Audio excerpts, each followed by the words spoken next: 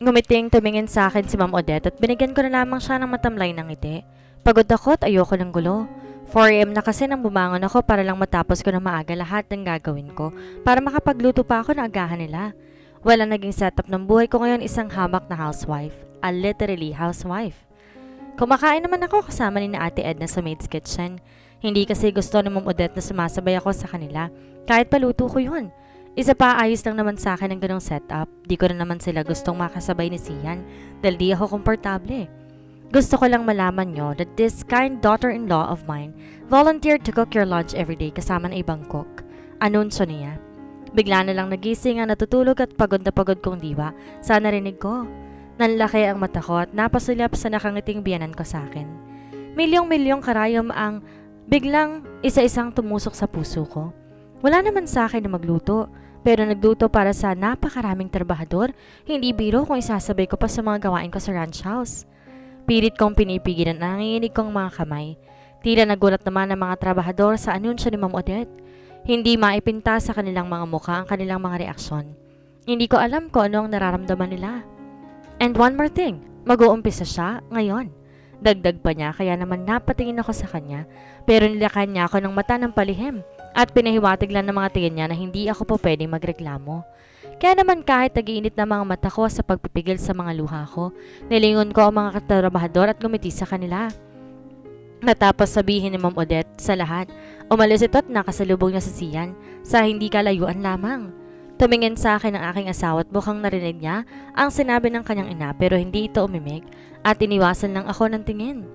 Halos lumabas na ang mga ugat sa mga kamao habang pigil na pigil sa naghalong emosyon sa aking dibdib. Napakahirap huminga. Tanggap ko na hindi niya ako gusto bilang asawa niya pero akala ko maawa siya sa akin. Pero ano ba ang aasahan ko sa isang manhid na katulad niya? Binalikan ko ang sinasampay ko kanina at agad na naghanda ng pangtanghalian ni na Ma'am Odette para makabalik ako sa bahay pahingahan ng mga trabahador para magluto ng napakaraming tansya ng pagkain. Habang papunta ako doon, nakakasalubong ko si Ate Rowena na alalang-alalang lumapit sa akin at halos maiyak na siya habang kinakausap niya ako. Ayos ka lang ba, Hailey? Pasensya ka na dahil wala kami magawa. Baka kasi matagal kami sa trabaho kapag nangialam pa kami. Paliwanag at paghingi nito ng tawad. Sa akin, pigil na pigil ako sa luha ko at pilit na ngumiti sa harapan niya at ganun din sa iba. Si Ate Rowena talaga, oh. Wag na po kayong mag-alala. Kayang-kaya ko to, ako pa ba? Sabi ko pero pansin niya ata nagsisinungaling ako dahil medyo nanginginig din ang boses ko sa pagpigil sa pag-iyak. Niyakap ako ni Ate Rowena at ibinulong. Napakalakas mo, Hailey. Patawarin mo sana kami. Sabi nito at gusto ko nang tapusin agad ang usapan namin bago ko pa hindi mapigilang umiyak. Naku, si Ate Rowena, wala po kayong kasalanan. Sige po, kailangan ko rin pong umalis at marami pa akong ihahain at panindang pagkain. Kinagat ko ang pang-ibabang labi ko habang papalayo ng papalayo kay Ate Rowena. Durog na durog ang puso ko pero patuloy pa rin ako para lang mabuhay. Iniisip ko na lang na lahat ng ginagawa ko ay bilang kabayaran sa pagtira ko dito. Tumingin ako sa langit at hindi ko alam ang iisipin ko. Sisisihin ko ba siya o tatanungin kung bakit ako? Bakit ako na lang lagi? Bakit nga ba ako pa? Hailey's perspective. Tapos na ako magluto. Halos ilang oras pa bago ko natapos sa dami ng dapat iluto para sa mga trabahador. Laking pasalamat ko naman sa mga cook na nandito dahil kasama ko sila sa pagluluto. Buong akala ko ako lamang gagawa pero buti na lamang meron sila. Dahil hindi ko talaga alam ang gagawin ko kung wala sila. Kahit pahalos sa akin kahalusan na madaming trabaho, na sigurado ko yun ay panguto ni Ma'am Odette. Na-appreciate ko pa rin ang pagtulong nila sa akin. Ma'am Hailey, salamat po sa pagtulong sa amin, sabi ng isang babae. Mga nasa 40s na siya kung titingnan. Naupo ako sa labas ng munting kusina nila dito sa bahay pahingahan at tinihintay ang mga trabahador na dumating para kumain. Ngumiti ako sa babae. Wala pong anuman. Sabi ko at naupo din siya sa tabi ko. Ako po pala si Megan, pagpapakilala niya sa sarili niya. Hindi na ako nagpakilala sa kanya dahil sa pagtawag niya kanina sa pangalan ko. Mukhang kilala nila akong lahat at saka isa pa. Binanggit din naman ni Ma'am Odette ang pangalan ko nang inanunsyo niyang magluto ako dito simula ngayong araw. Maya't maya habang nag-uusap kami ni Ate Megan, dumating na ang mga trabahador para kumain. Tinawag naman ako ni Ate Megan na sumabay sa kanila matapos namin ilabas lahat ng pagkain at plato. Di na ako tumanggi pa dahil sa totoo lang, nagutom din ako dahil sa pagod ko. Kumakain kaming lahat at nakakaramdam naman ako ng saya. Habang pinagmamasan ng lahat na kumakain at sarap na sarap pa sa pagkain. Natutuwa ako na gustuhan nila ang niluto namin. Habang kumakain, bigla ako nakaramdam ng pagkailang nang mapansin kong patingin-tingin sa akin ang ibang matatandang mga babae at kung babasahin ko mga tinginan at pagsulyap-sulyap nila, alam ko pinag-uusapan nila ako. Kaya biglang naging awkward sa akin ang kumain kasama nila. Kaya tinapos ko ng kinakain ko at nagpaalam muna sa kanila sandali na maglalakad-lakad muna ako. Tumango si Ate Megan at ang mga kasama nito kaya agad nagtungo sa ranch house kung saan nadatnan ko siya nakausap si Stella sa cellphone. You better go to that check-up, Stella. I have to be sure na maganda ang kalusugan ng bata. Masungit na sabi nito sa cellphone niya. Hindi ko alam ang sinasabi ni Stella pero mukhang gigil si Sian at pinagtataasan na ito ng boses. Nang mapansin niya ako bigla na lang siyang huminto sandali sa pagsasalita at tinignan ako. Pinagmamasdan niya ako ng matagal at saka umirap. Saka umalis sa kinatatayuan niya at kinausap sa labas si Stella. Di ko na lang siya inintindi at nagtungo ako sa likod ng ranch house para magpahinga. Pagod na pagod akong naupo sa isang upo ang gawa sa bato dito sa likuran ng ranch house. Pinagmamasdan ko ang kalangitan at pinagmamasdan ko ang kamay ko na namumuti na dahil sa puro tubig ang hinawakan ko. Matapos kong maglaba, nagluto ako dito at sa kabila. Bumuntong hininga na lamang ako at saka naidlip sandali. Ayokong isipin ang pagod na dinadanas ko ngayon. Ang gusto ko lamang ay ang magpahinga. Hailey! Naalimpungatan ako na marinig kong sumisigaw si Ma'am Odette at tinatawag ako. Hindi ko alam na nakatulog pala ako habang nakaupo dito sa likuran ng ranch house. Papasok pa lang sana ako pero pagkatayo ko'y nakita naman ako ni Ma'am Odette. Nanlilisik ang mga mata niya. Gigil na gigil siyang lumapit sa akin. How dare you to sleep here? Napakarami pang dapat gawin tas nandito ka lang pala at natutulog? Sigaw nito. Gusto ko sana magpaliwanag dahil di ko naman sinasadya na nakatulog ng may katagalan. Sa totoo lang, di ko rin alam kung anong oras ako nakaidlip pero mukhang natagalan dahil galit na galit si Ma'am Odette. Pasensya po, sabi ko at bigla niya na lang akong sinabunutan at hinila papasok sa ranch house. Napakatamad mo. Bumalik ka ngayon sa kabila at hugasan lahat ng mga pinagkainan nila, sabi nito. Ma'am, nasasaktan po ako. Sabi ko, hawak-hawak ang kamay niya nakasabunot sa buhok ko. Agad niya naman akong binitawan at itinulak na siyang dahilan ng pagkatumba ko sa sahig. There, you're free. Ngayon bumalik ka na doon at baka masaktan pa kitang lalo. Opo, sabi ko at nagpa siya nang bumalik sa kabila pero nang talikuran ko si Ma'am Odette nakita ko si Sian na nakatayo at nakatitig sa akin at sa kanyang ina. Hindi ko alam pero parang nahihiya ako sa nakita niya pero mas lalo ako nakaramdam ng kakaibang sakit nang bigla itong umiwas ang tingin saka lumabas. Wala man lang siyang sinabi at mukhang wala naman talaga siyang pakialam kahit nakikita niya akong sinasaktan ng kanyang ina. Ano pang tinatayo-tayo mo dyan? Magpunta ka na sa kabila. Sigaw ni Ma'am Odette kaya agad na ako lumabas at naiyak na pumunta sa kabila. Nginig na nginig ako sa sama ng loob at sakit. Ayos ka lang ba? Biglang tanong sa akin ng matanda. Siya yung matandang pinapagalitan ni Sia noon dahil sa kabayo niya. Nahihiya akong tumingin sa kanya at inayos ang buhok ko, tsaka pilit ng umiti. Opo, tatay. Sige po, kailangan ko na pong pumasok sa loob. Pagpapaalam ko, tumango lamang ito. Pagkapasok ko ay napakarami ng hugasin dahil nga napakarami ding trabahador dito. Wala na ang mga cook at ako na lang ang nandito sa kusinang ito. Dahan-dahan ako lumapit sa mga plato at nagumpisang maghugas nang maramdaman kong tumutulo ang mga luha ko habang naguhugas. Pilit ko mang pigilan pero mukhang ayaw na talaga nilang magpapigil. Ramdam ko ang pagsikip ng dibdib ko. Ano ba, Hailey? Huwag kang umiyak. Bulong ko sa sarili pero habang inaalalang lahat na nangyari, tuluyan na nga pumatak ang mga luha ko. Kahit anong pagtanggap kong ito na ang buhay ko ngayon, nasasaktan pa rin ako at tila bumibitaw na ako. Papa Harold? Tanging pangapangalan nila ang naiisip ko ngayon. Naiisip kaya nila ako? Isang linggo na nakakalipas nang dumating ang nanay ni Sian.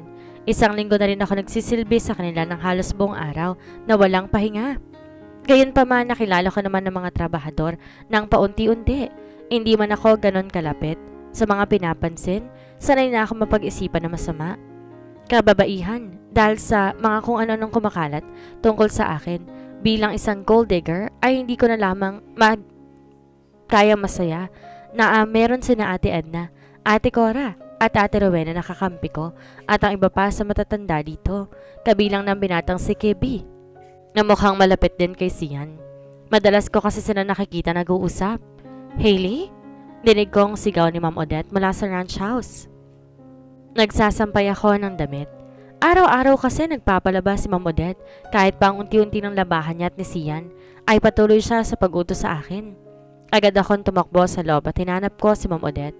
Nakasuot ng satin silk slipwear. Napakaganda niya, para siyang dalaga sa suot niya.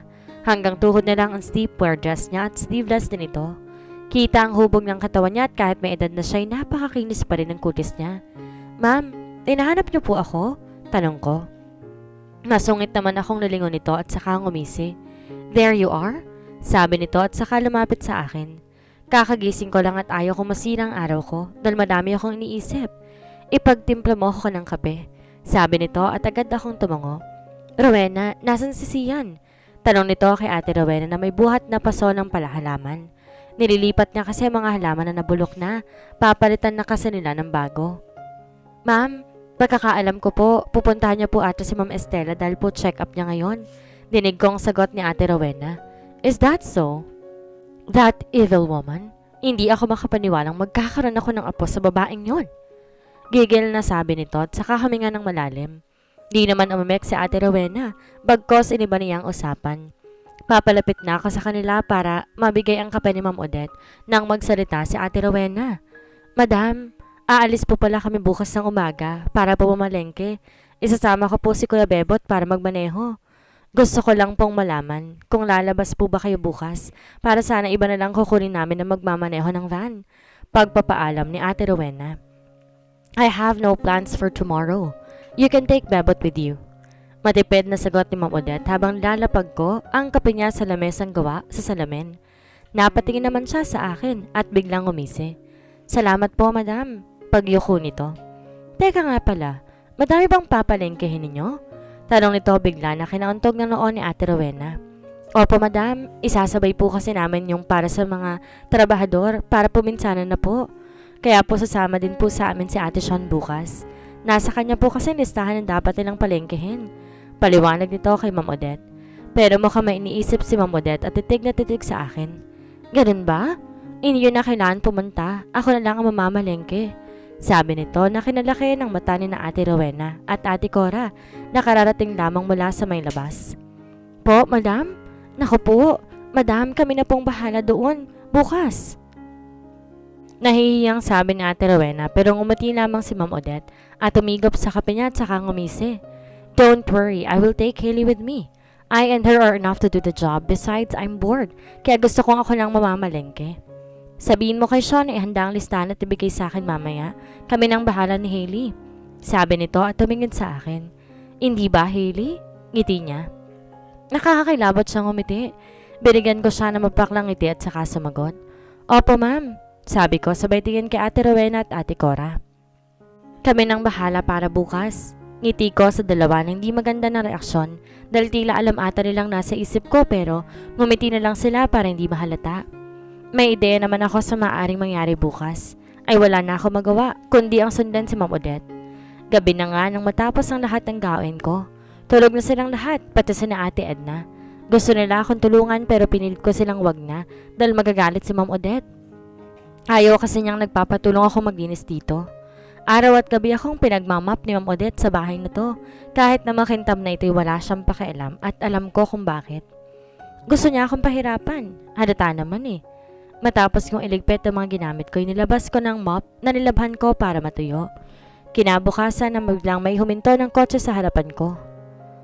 Maya-maya may lumabas mula sa kotse ni Sian, lasing na lasing. Mukhang di niya ako napansin sa sobrang kalasingan niya. Inirapan ko na lang siya at di pinansin kahit pag-ewang-gewang pa ito kung maglakad papasok sa loob. Inis na inis akong tinignan siya. Umalis ako at sinampay na lamang ang mop at ang iba mga pamunas. Matapos ko magsampay, pumasok na ako pero nagulat ako na makita ko si Sian na nakandusay sa sahig. Agad ko tong nilapitan dahil akala ko kung napano na siya. Yun pala dahil lang sa kalasingan niya. Hindi ko alam kung paano siya nakabalik kaagad. Ang lalaking to talaga. Gigil kong sabi at binitawan siya. Wala akong pakialam sa kanya kahit matulog pa siya sa sahig. Iiwanan ko siya pero nung nasa hagdan na ako ay nilingon ko siya at hindi kinain ng konsensya ko. Nahiyaan na lang si Sian na matulog at lasing na lasing sa sahig. Hindi ko alam kung dapat ba akong maawa sa manhid na lalaking to pero hindi ko talaga magawang pabayaan na lamang siya. Heist, I hate this. Bulong ko sa sarili ko dahil wala naman ako magawa. Talo pa rin ako dahil hindi ko siya maiwan. Kaya naman nilapitan ko siya at napairap na lamang sa inis. Ikaw na talaga, Hailey. Ang dapat sa tulad mo hinahayaan pero eto ka, tinutulungan siya. Gigil kong sabi sa sarili ko habang sinusubukan patuyuin si Sian para ipunta siya sa kwarto niya. Ako na yata ang pinakamalas sa babae sa buong mundo. Dahan-dahan kong pinilit itayo si Sian mula sa sahig. Inakbay ko ang isang kamay niya sa akin habang nakapalibot naman ang dalawang kamay ko sa katawan niya. I took a deep breath and tried to help him carry his body to his room, holding and gripping him tightly. I just realized that he have a solid body. Napakatigas ang muscles niya sa katawan. Kahit pamukha siyang skinny but he actually have a sexy body. I could even feel his abs. Gosh, this is crazy. I murmured and he suddenly looked at me. Lumaki ang mga mata niya at sigurado ko na pagtanto niya na kung sino bang nasa tabi niya ngayon na tumutulong sa kanya dahil bigla na lang itong huminto habang nakatitig sa akin at itinulak ako. Although he is drunk so hard that it's impossible for him to stand on his own, he still managed to push me away. I clicked my tongue in annoyance dahil sa ginawa niyang pagtulak sa akin. Siya pa talagang may ganang manulak? Huminga ako na malalim at inis na tumayo. What the heck are you doing? Masungit pang sambit nito. Napangisi ako, tinarayan siya. Kung ayaw mong magpatulong, pahala ka dyan. Sabi ko at tinalikuran ko na siya. Nakakagigil talaga siya. Malapit na ako sa kwarto na marinig ko siyang natumba at agad akong bumaba baka kasi nagpagulong-gulong na siya pababa ng hagdan. Pagkababa ko'y nakaramdaman ako ng kaginhawaan dahil nakakapit ito at hindi nahulog pababa. Nagtaas kilay ako at saka siya tinulungan ulit. I don't need your help. Just stay away from me. He exclaimed and sighed. Pwede ba, Sian? Kahit ngayon lang, lunukin mo naman yung pride mo. Alam natin pareho hindi mo kayang umakit sa kwarto mo na mag-isa. At isa pa wala namang nanonood sa ating dalawa eh. Hindi ko naman sasabihin dahil wala din akong balak. Pagtataray ko sa kanya. At mukha namang tinamaan siya ng malaking bato sa ulo at tahimik. He helped myself up and I hold his waist. Dahan-dahan kami umakyat papunta sa kwarto niya at kahit talatang ayaw niya, sa sitwasyon namin ngayon wala siyang choice kundi makipag-cooperate or he will sleep on the ground. Nung nasa kwarto na kami agad siyang bumitaw sa akin at tumawak sa may cabinet. You may go now. I can help myself here. Malamig na utos niya pero bago pa man ako makahakbang ay bigla ito nagsuka at hilong-hilo na.